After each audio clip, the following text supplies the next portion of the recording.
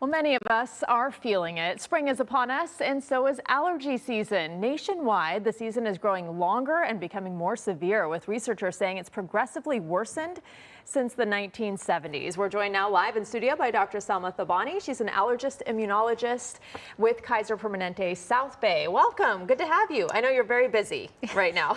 We are definitely busy. It's our peak season and we're just getting started. Yeah, and you're seeing more and more people, right? So tell me first when allergy season is in Southern California and why is it getting worse? People aren't imagining this, right? Absolutely, they are not imagining this. So typically when we think of allergy season, we think of springtime and March. But what we're seeing here, not only here in Southern California, but across the country, is that allergy season is starting earlier and earlier. Why? Well, there's a couple reasons. One is the rising global temperatures, so we're having less frost-free time, right? So we're going to have all this sun, plants are growing.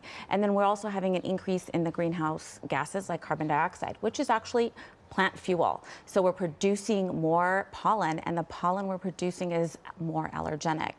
In SoCal, allergy season can start as early as February, and it goes all the way until October.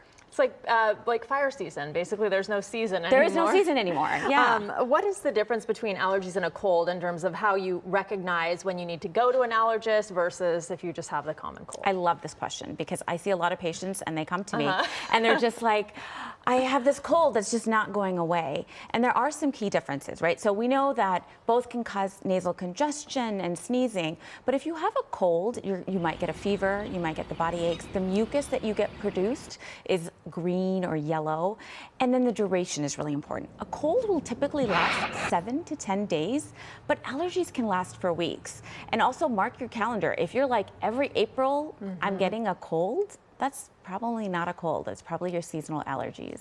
And you're talking about seeing people way later in life, and you were mentioning off camera, in their 70s and their 80s who are developing new allergies. Yes, we are. And so I always tell people, because I have adults come to me and they're like, why am I developing allergies now? And it's multifactorial, but some of that has to do with the allergy season, the pollen that's being produced, the environment that they're in, stress, hormones, and the aging immune system. So you can really develop allergies at any age. Okay, quickly, we have less than a minute. Okay.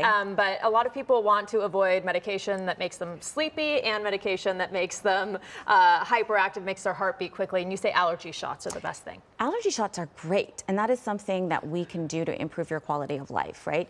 And this is not medicine. These are injections that the folks come in and get to the stuff that they're allergic to. So slowly over time, we're changing their immune system from producing inflammation to teaching it to not produce inflammation. Well, all really useful information. Thank you so much for being here. I hope it helps a lot of people at home who are wondering what is going on. Thank you again. Thank you for having me. Appreciate your time.